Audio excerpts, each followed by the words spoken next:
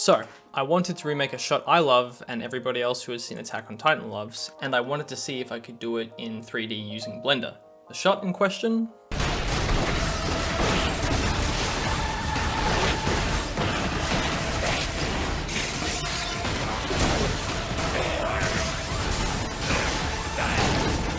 Yeah, so we got a lot of work to do. Firstly, I want to say this isn't really a beginner tutorial. If you need that, go to the Donut Man. I just want to show the process of how I make the things I make, just for fun, documenting, and maybe to help other artists. Alrighty, the first thing I needed was a Levi model man. Now, I'm sure you could find a perfectly good model online and pay a very small reasonable price for one, but we're stubborn, so we're going to spend way too much time making a cursed model that will look good enough once we apply motion blur. Now for modeling this, I followed a tutorial by Brand Sculpt, who did an amazing job, and you should definitely check out his video. I'll link it below. But the general gist is you model a base anime head and find a reference of the character you want to make, and then lean into that more. Trying to use the reference can be hard as anime doesn't always follow traditional laws of perspective, but just do your best because that's all you can do.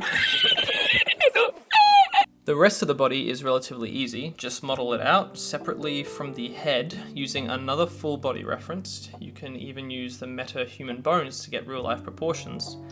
Then using loop tools and selecting both the neck and shoulders, click bridge and voila. Clothes are easy, just extrude out the body mesh and give it another material. Wham, he's no longer naked. Then give him some cool ODM gear and we are good to go.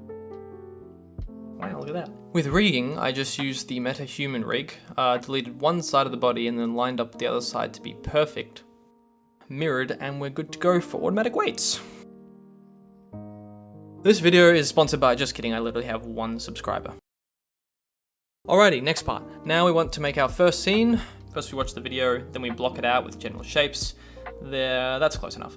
Then this next part is kind of guesswork. Basically, you want to animate the camera in the scene so it's in a similar place as the actual scene at the same time, kind of like this. Start with basic stuff like how long it takes for Levi to get from here to here and animate that location of the camera. So basically what you want to do is you want to animate the location of the camera first from point A to point B.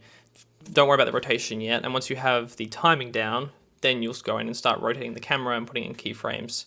And then you should have something like this.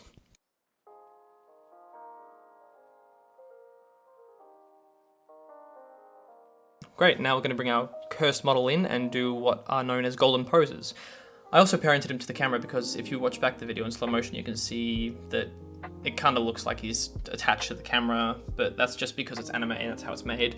But we are trying to replicate it, so whatever. So now go through and keyframe this with this interpolation mode, otherwise we get a funny slidey man, and get each pose from the video. Or spice it up a bit, make your own poses, I don't know man. Hey, now we have a cool stop motion-y easy animation. Just kidding, that took me like 2 hours, but hey, it looks good enough.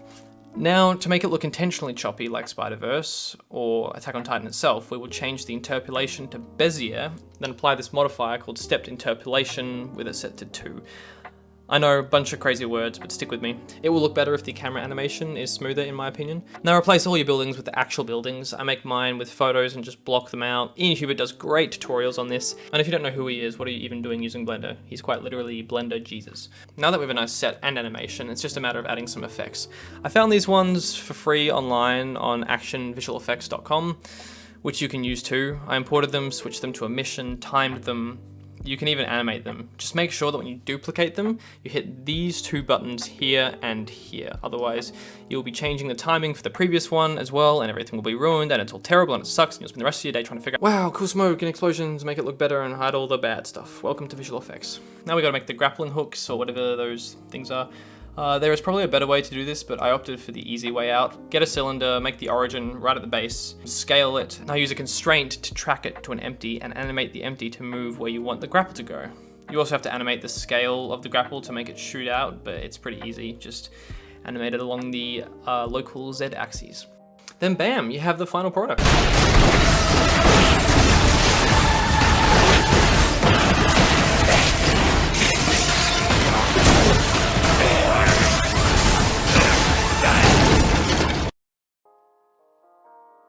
So, this is my first proper video on this channel. I'll probably make more Blender stuff, but I'll be posting pretty much whatever I feel like. I'd really appreciate a subscribe. Hope to see you soon. Thanks. Catch you later.